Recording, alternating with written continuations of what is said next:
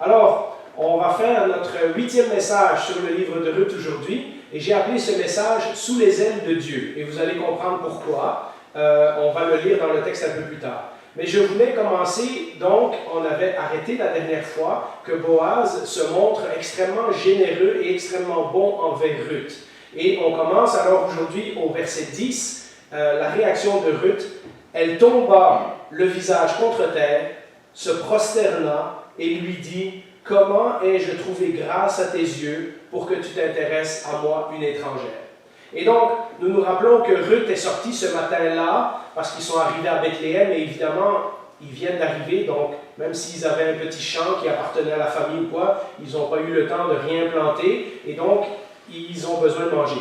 Et Ruth s'est levée ce matin-là en disant « Je vais aller travailler dans le champ et j'espère que quelqu'un va me faire grâce. » Et lorsqu'elle arrive dans un champ et qu'elle travaille, pendant la journée, Boaz arrive et remarque Ruth et fait preuve d'une grande gentillesse envers Ruth. Et c'est là que nous assistons à la première réaction de Ruth, qui est la réaction immédiate. Elle s'incline par terre, donc c'est un signe de respect. Elle s'incline par terre et elle pose cette question « Pourquoi ai-je trouvé grâce » Qu'est-ce qui fait que tout à coup tu as remarqué quelqu'un comme moi? Elle ne se félicite pas d'avoir choisi le bon champ en disant « Ah oui, je suis bien tombée ». Ce qu'on voit, c'est qu'elle est émerveillée de découvrir que dans un pays étranger, il y a quelqu'un qui est aussi gracieux et aussi généreux envers elle. Et puis, pendant que je préparais le message cette semaine, je regardais tout le chapitre 2 et j'ai remarqué comment ça ressemblait étonnamment à l'expérience que nous vivons lorsque nous devenons chrétiens. N'est-ce pas, nous aussi, notre réaction lorsque nous découvrons que Jésus est mort pour nos péchés et que nous nous rendons compte qu'il peut nous pardonner si nous acceptons son salut, il va nous pardonner tous nos péchés et il va nous donner la vie éternelle. N'est-ce pas, justement, notre réaction en disant « Pourquoi moi ?» Pourquoi ai-je trouvé grâce? Pourquoi moi j'ai rencontré Jésus alors que tant de gens dans le monde qui ont accès à Jésus veulent rien savoir de lui, ou même d'autres n'ont pas entendu parler de lui?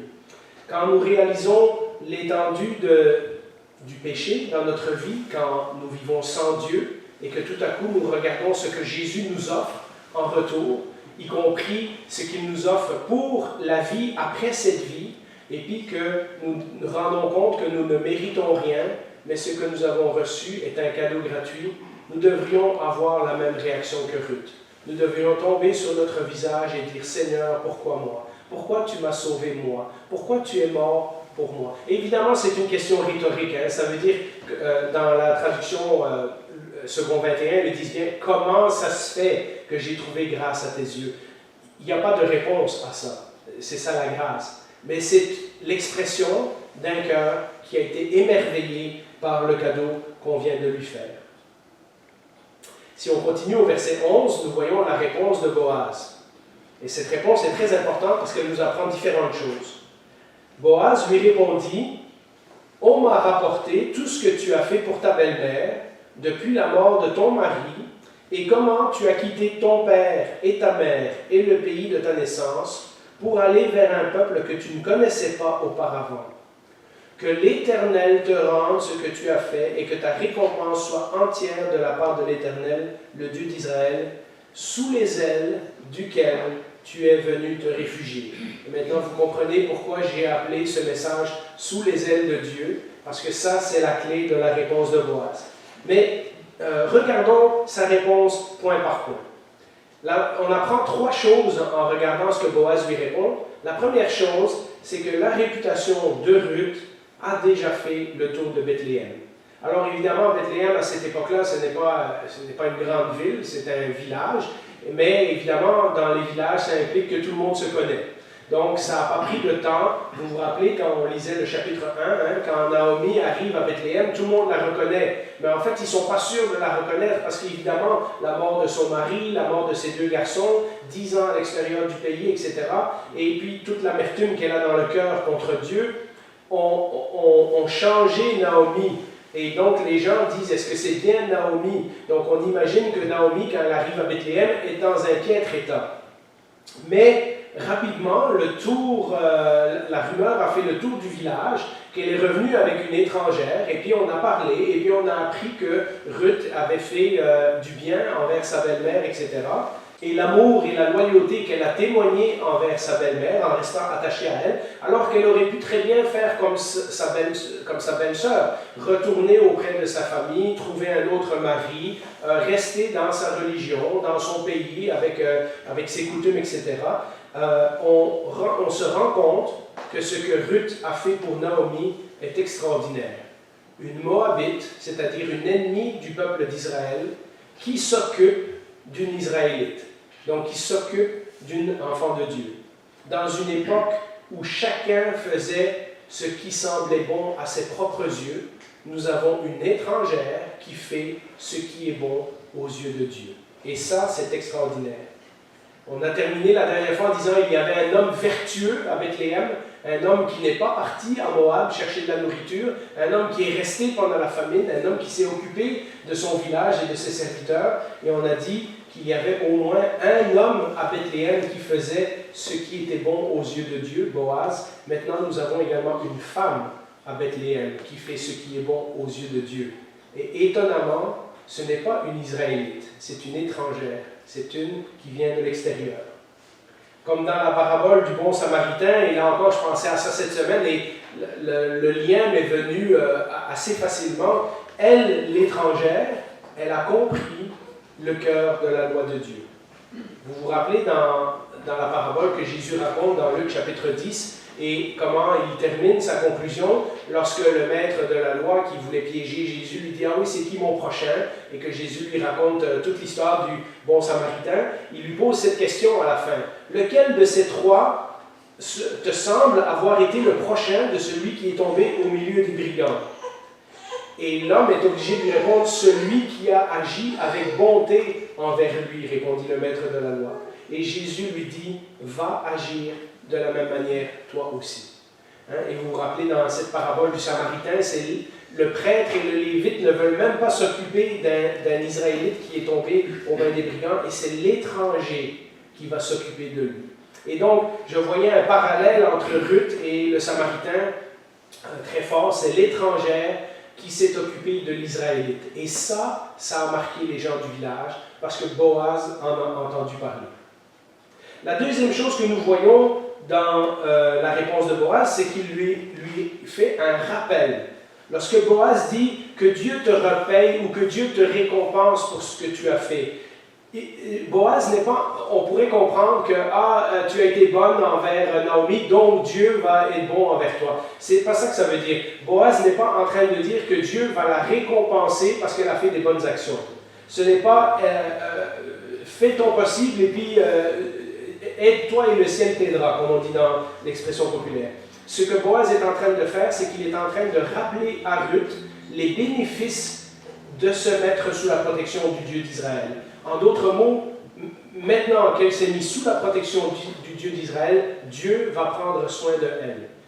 On ne sait pas comment il va prendre soin de elle. Boaz ne dit pas tout à coup que toute sa vie va bien aller, mais il lui rappelle que si elle se met sous la protection du Dieu d'Israël, Dieu va récompenser sa foi en lui donnant ce qu'elle a besoin. C'est la même idée qu'on trouve dans Philippiens 1, verset 6.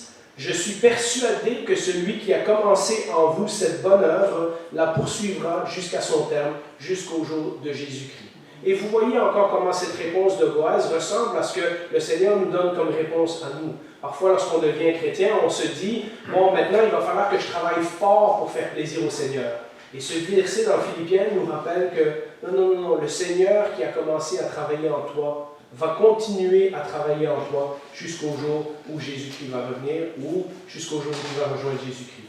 Et donc, il ne faut pas voir la vie chrétienne comme un échange de transactions. Bon, Dieu m'a donné le pardon de mes péchés, donc maintenant il faut que je travaille pour lui.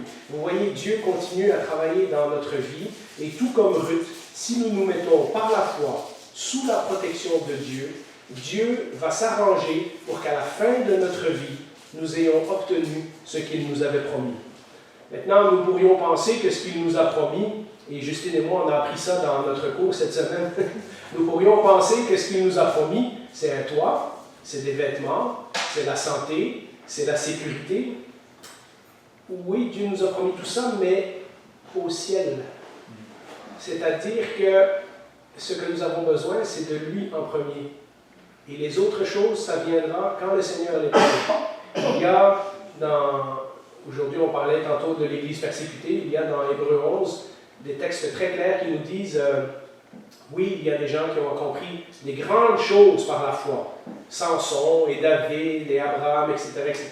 Mais vous vous rappelez comment finit le texte de Hébreux 11? Ça finit avec ces gens qui ont été persécutés, ont été pendus, ont été sciés en deux, sont morts sans avoir reçu ce qui leur avait été promis.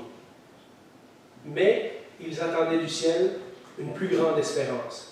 Et donc, c'est la même chose. Nous pourrions penser que si nous devenons chrétiens, Dieu va s'occuper de tous nos besoins.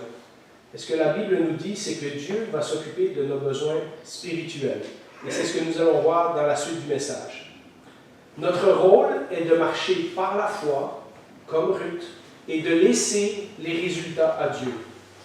Par rapport à Ruth, nous avons une grande bénédiction parce que nous lisons maintenant toute la Bible et nous comprenons comment l'histoire se finit. Nous savons ce qui nous attend au ciel. Il y a quelque temps, on a prêché là-dessus. Nous avons cette espérance. Nous savons que Jésus est déjà mort pour nous. Nous savons que nous avons la victoire. Nous savons tout ce que Jésus est en train de préparer pour nous. Donc, par rapport à Ruth, nous avons un avantage. Nous connaissons la fin de l'histoire. Pour Ruth, elle avance jour après jour sans savoir, mais elle a décidé par la foi de se mettre sous la protection du Dieu d'Israël et elle vit au jour le jour comme ça. Mais maintenant, Boaz va démontrer la réalité de cette protection de Dieu dans la vie de Ruth. En d'autres mots, il va accepter d'être le moyen que Dieu utilise pour prendre soin de Ruth dans ces circonstances. Ça m'a fait penser à un autre verset dans Jacques chapitre 2, versets 15 et 16. Vous vous rappelez ce verset? Si un frère ou une sœur sont nus et manquent de la nourriture de chaque jour, et que l'un de vous dise « Partez en paix, mettez-vous au chaud et rassasiez-vous sans pourvoir à leurs besoins physiques, à quoi cela sert-il » Alors lorsque nous disons à quelqu'un « Tu as bien fait de te mettre sous la protection du Seigneur », ça veut peut-être dire que Dieu va nous utiliser pour pourvoir aux besoins de cette personne. Et c'est exactement ce que Boaz fait.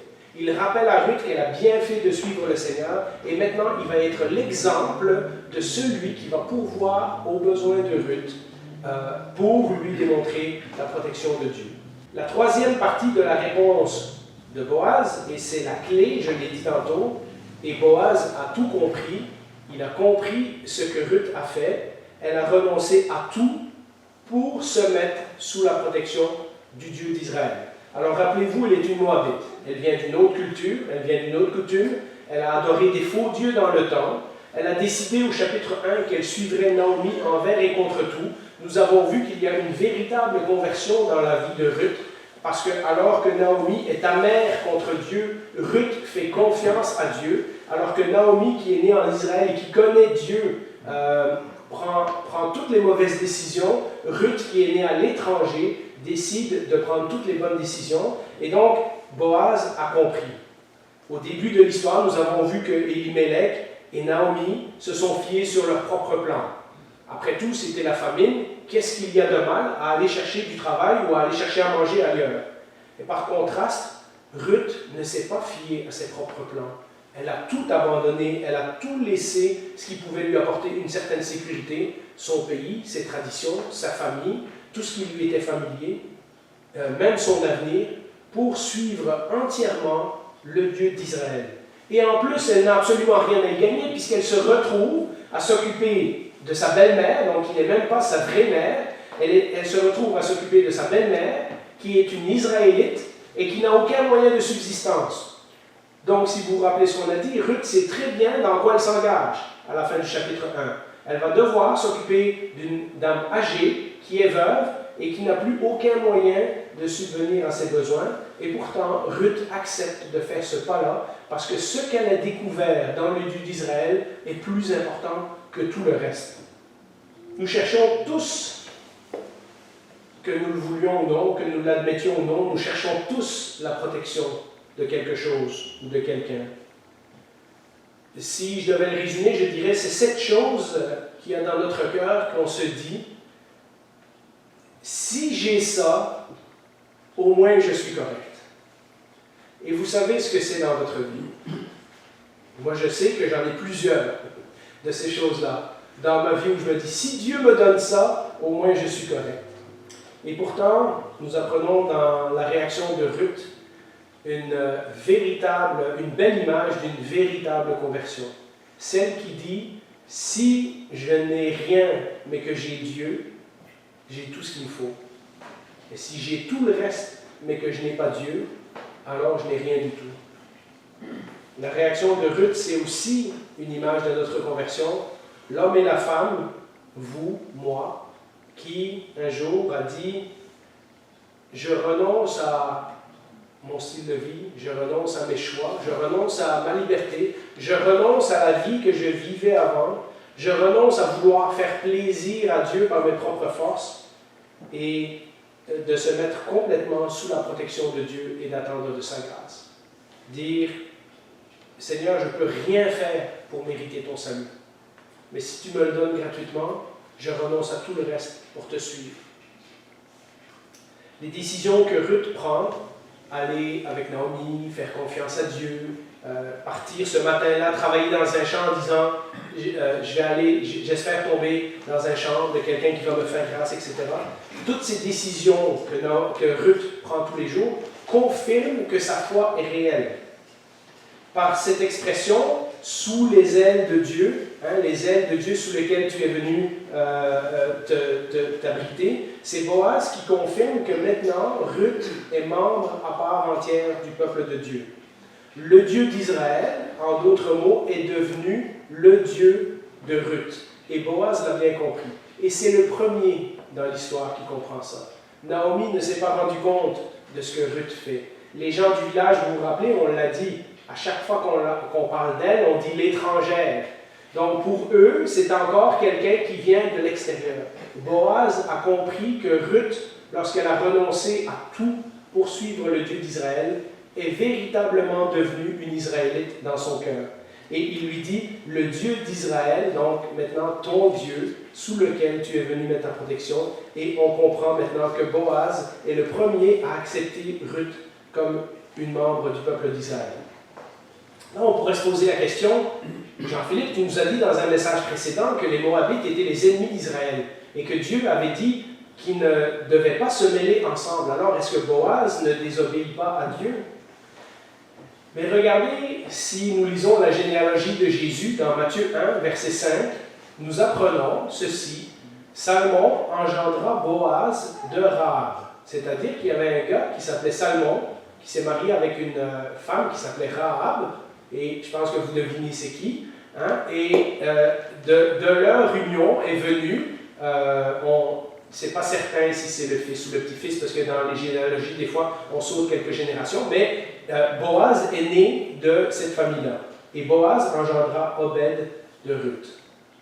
Donc, l'ancêtre de Boaz, c'est la fameuse Rahab qui était à Jéricho, qui était aussi une païenne, qui était supposée mourir avec toute la ville de Jéricho, et qui, parce qu'elle a fait confiance en Dieu, parce qu'elle a eu la crainte de Dieu, a accepté de sauver les espions au risque de sa propre vie, et elle a fait confiance à la parole des espions. Elle a dit, quand vous revenez, épargnez-moi. Et les espions ont dit, parfait, attache une corde à ta fenêtre, on va savoir que c'est ta maison, et personne n'aura le droit de te toucher.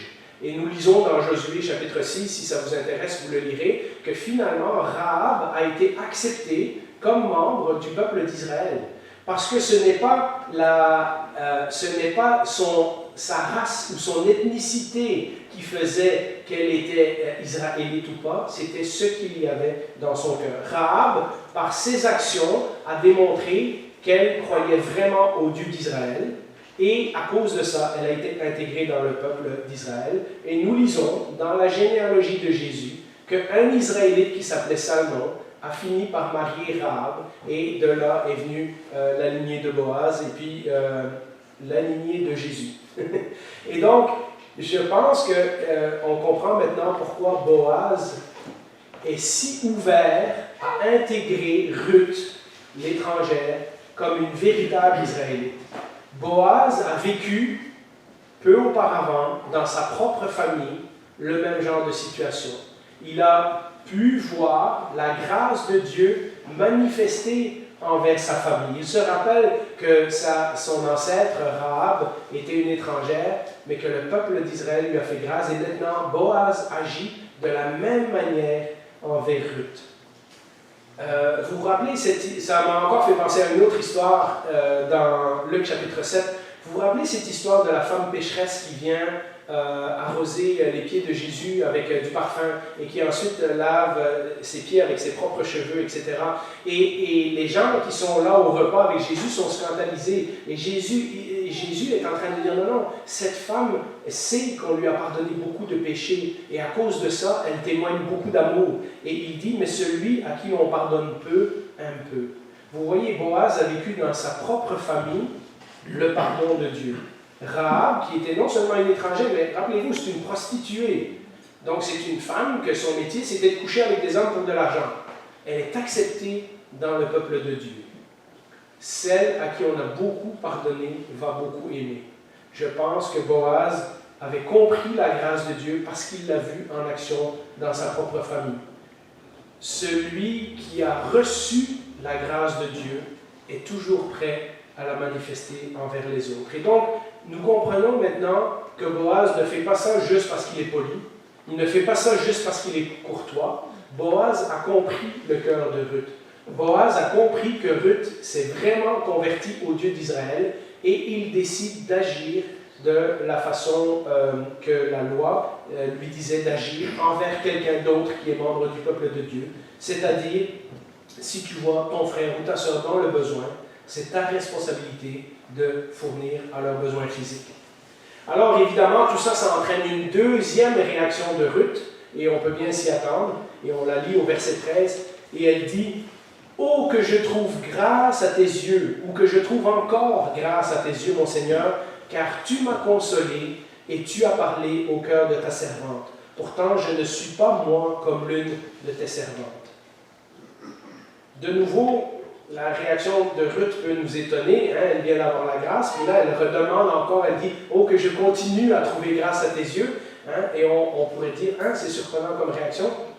Vous savez, dans notre société aujourd'hui, on voit beaucoup de gens, et ça fait même partie de la philosophie de vie, il y a toute une philosophie de vie qui est propagée, qu'on appelle, j'ai oublié en français comment on dit, entitlement. Les gens pensent qu'ils ont droit à tout. Même les gens ne veulent pas travailler, mais ils pensent qu'ils ont le droit à de l'argent. Les gens ne veulent pas faire d'efforts, mais ils pensent qu'ils ont le droit d'être en bonne santé. Les gens veulent consommer toutes sortes de produits, etc., mais après ils s'attendent à ce que le système de santé soit là pour eux. Les gens veulent des libertés, mais ils ne veulent aucune responsabilité. On vit beaucoup dans une société comme ça, hein, où les gens pensent qu'ils ont le droit d'exiger que tous leurs besoins soient comblés. On rencontre même cette mentalité chez les non-chrétiens. Des gens qui ne veulent rien savoir de Dieu, qui vivent leur vie sans Dieu, etc., mais lorsqu'il arrive une catastrophe, lorsqu'il arrive quelque chose, la première personne contre qui ils sont fâchés, c'est Dieu. On ne veut pas rien savoir de Dieu, mais Dieu aurait dû éviter ça. Si Dieu est bon, il n'aurait pas permis ça. Hein, si Dieu même, il aurait fait ça, etc. Et donc, il y a des gens comme ça qui pensent qu'ils ont le droit d'exiger quelque chose. Ce n'est pas la réaction de Ruth. Ruth ne dit pas, ne prend pas la loi à son avantage en disant « Ah, maintenant, ok, je vois que ce gars-là obéit à la loi de Dieu, etc., je vais en profiter. » Ce qu'elle lui demande, c'est de trouver plus de grâce. Et la grâce, c'est quelque chose qui est gratuit. C'est-à-dire que Boaz peut lui donner ou Boaz peut ne pas lui donner. Mais ce qu'elle s'attend, c'est simplement de la grâce de sa part. On veut, aujourd'hui, je le disais, on veut un Dieu qui répond à tous nos besoins, mais on ne veut pas lui rendre des comptes. Et si nous pensons que nous pouvons approcher Dieu à nos conditions, en lui disant « Ah, maintenant qu'il m'a fait grâce, je peux tout exiger de lui », nous nous trompons sérieusement. Une véritable conversion est caractérisée, comme dans la vie de Ruth, par une attitude qui reconnaît humblement que ce qu'on a reçu, on ne le mérite pas. Et qui vient à Dieu par la foi, en acceptant que c'est lui qui a tout fait dans ma vie et que c'est lui qui m'a tout donné. S'il m'en donne d'autres, tant mieux, mais s'il ne me donne rien d'autre, avec tout ce qu'il m'a donné jusqu'à aujourd'hui, je suis satisfait. Celui qui a compris la véritable grâce ne passe pas son temps à en abuser. On ne dit pas à Dieu, maintenant que je suis chrétien, maintenant que j'ai fait ce que tu m'as demandé, il faut que tu remplisses tous mes besoins. Voilà la liste de ce que je veux. Je veux me marier avec une bonne épouse, je veux avoir une bonne maison, il faut que mon église soit comme ça, comme ça, comme ça. On ne vient pas à Dieu avec cette attitude-là. On dit à Dieu, maintenant que je suis chrétien, fais ce que tu veux de ma vie. On souhaite rester humblement et avec reconnaissance dans la grâce de Dieu. On souhaite que Dieu nous surprenne par sa grâce. On souhaite que Dieu nous donne d'autres choses qu'on ne s'attendait pas. Des versets dans la Bible nous disent à celui qui peut faire au-delà de ce que nous pensons ou espérons. Et donc, on doit s'attendre à la grâce de Dieu, mais on ne peut pas exiger la grâce de Dieu. Remarquez que Ruth ne veut pas un poste plus élevé. Elle dit « Je ne suis même pas une de tes servantes ». Ruth ne veut pas une promotion. Ruth ne veut pas une augmentation de salaire. Tout ce qu'elle veut, c'est trouver encore plus de grâce. Vous vous rappelez, au début du verset 2, elle a dit « Je vais aller travailler dans le champ de quelqu'un aux yeux de qui j'espère trouver grâce ». Ce que Ruth veut, c'est la grâce de pouvoir continuer à ramasser du blé dans les champs. Pas que Boaz fasse tout à sa place. D'ailleurs, on va le lire la semaine prochaine, Ruth va continuer à travailler comme ramasseuse de grains, c'est-à-dire, ce n'est pas le métier professionnel. Boaz avait des moissonneurs, ça c'était des gens qui étaient payés pour ramasser le grain, ça c'est des professionnels.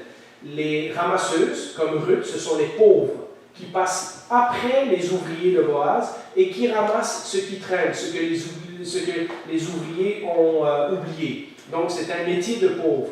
Eh bien, malgré que Boaz a été très bon et très généreux avec Ruth, nous apprendrons à la fin du chapitre 2 que Boaz ne lui a pas donné une promotion. Elle continue à travailler comme ramasseuse de grains jusqu'à la fin de la moisson. Et donc, Boaz lui a fait grâce, mais il n'a pas tout fait à sa place. Ruth continue à travailler. Si elle était devenue une servante, elle aurait gagné un salaire.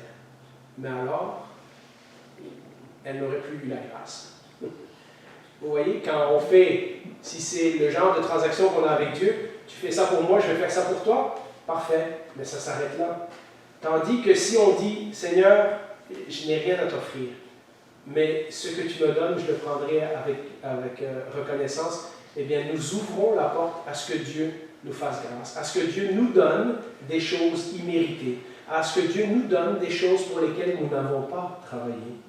On n'a pas la foi en Dieu qu'il nous donnera tout ce qu'on désire, mais on a la foi en Dieu qu'il va faire avec notre vie tout ce qu'il désire.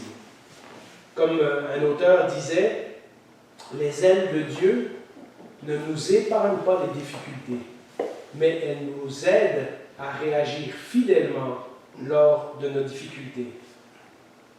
Éphésiens 2, verset 10 le dit dans une autre façon. En réalité, c'est lui qui nous a fait, c'est lui qui nous a créés. Nous avons été créés en Jésus-Christ pour des œuvres bonnes que Dieu a préparées d'avance afin que nous les pratiquions. Vous comprenez, on ne vient pas à Dieu en disant « Maintenant que je suis chrétien, voilà la liste de ce que j'exige de toi. » On vient à Dieu en disant « Maintenant que je suis chrétien, tu as préparé des choses pour moi. Je veux embarquer dedans. » Tout cela résulte à la fin de l'histoire à la consolation de Ruth qu'on a lue dans les derniers versets. Ruth reconnaît que Boaz, par sa grâce, par sa gentillesse, par son acceptation, par son inclusion de Ruth dans le peuple de Dieu, que Boaz a adouci sa peine. Rappelez-vous, elle a perdu son mari, elle a quitté son pays, elle a quitté sa famille, elle a quitté ses coutumes, elle a quitté ses traditions, elle a quitté ses souvenirs d'enfance, et tout ça pour s'en aller comme veuve et comme étrangère en Israël.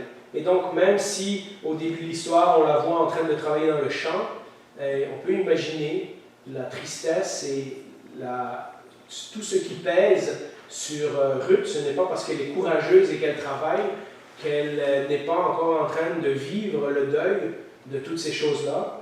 Et elle reconnaît que Boaz, par sa gentillesse, a adouci sa peine. Tout ce que Boaz a dit a rejoint directement le cœur de Ruth. D'ailleurs, le Nouveau Testament, de nouveau, complète très bien cette idée.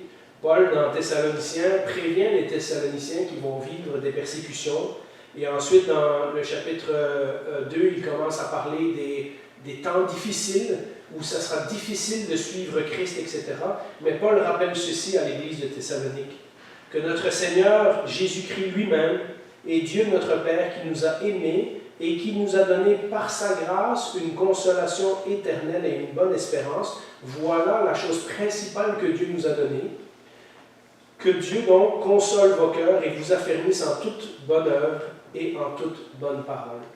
Donc, Dieu nous a donné ce qu'on a besoin pour la vie éternelle. Si, entre-temps, il permette de nous donner des choses, comme le travail, le toit, etc., gloire à Dieu. Mais si nous passons par des difficultés, alors ce texte nous dit que Dieu est là pour nous consoler. En d'autres mots, Dieu n'a pas prévu de nous enlever de toutes nos difficultés, mais il a prévu d'être avec nous jusqu'à la fin du monde. Notre vie peut paraître difficile par moments, peut-être aussi difficile ou même plus difficile que la vie de Ruth et de Naomi. Nous avons peut-être vécu des deuils, nous avons vécu des sacrifices, nous avons vécu des souffrances, mais Dieu nous console lorsque nous nous accrochons à sa parole. Notre avenir éternel est assuré, mais pour le moment, il veut que l'on reste fidèle là où il nous a placés. Parfois il nous donnera, parfois il ne nous donnera pas, mais nous savons qu'il nous a déjà donné la vie éternelle. 1 Corinthiens 15, 58 nous dit « Ainsi, mes frères bien-aimés, soyez fermes, inébranlables, travaillant de mieux en mieux à l'œuvre du Seigneur, sachant que votre travail ne sera pas vain dans le Seigneur. » De nouveau, ça ne veut pas dire que nous recevrons notre récompense tout de suite ici sur la terre.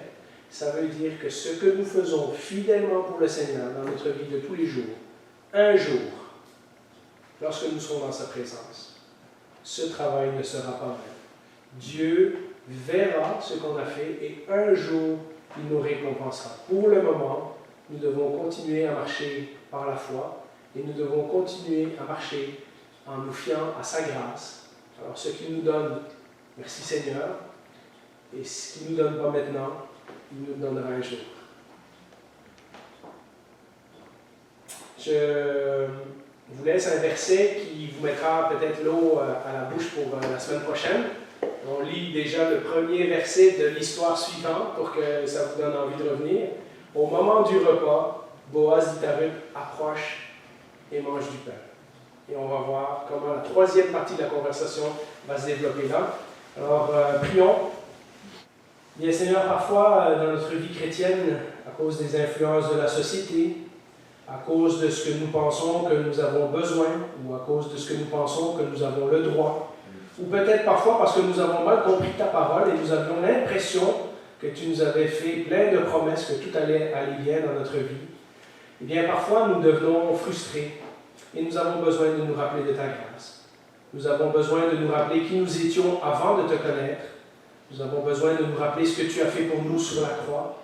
Nous avons besoin de nous rappeler ce qui nous attend dans l'éternité, au moment où nous serons consolés de toutes nos difficultés, où nous pourrons te voir face à face, au moment où nous habiterons avec toi dans ta présence, au moment où le péché, la douleur, la mort, les souffrances seront éradiquées pour toujours. Mais pour le moment, nous avons ce chemin à parcourir, nous avons cette vie à vivre. Dans la vie de tous les jours, nous avons des décisions à prendre, nous essayons de les prendre le mieux possible, mais nous voulons les faire pour t'honorer. Nous voulons être à l'affût des bonnes œuvres que tu prépares pour nous, des gens que tu mets sur notre chemin qui ont besoin de nous, des endroits où nous pouvons intervenir en ton nom, des occasions où nous pouvons nous impliquer pour manifester ta lumière et ta générosité pour le monde. Aide-nous à vivre de cette façon-là. Aide-nous à comprendre que tout ce que tu nous donnes, c'est en plus.